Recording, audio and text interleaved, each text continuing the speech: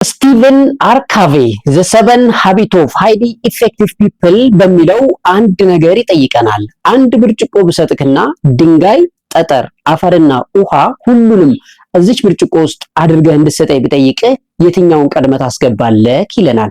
በህይወታችን ቅድሚያ መስጠት ለሚገባን ነገር ቅድሚያ እስካልሰጠን ድረስ ወደ ኋላ መቅረታችን አይቀርም ይለናል ስቲቨን አርካቬ።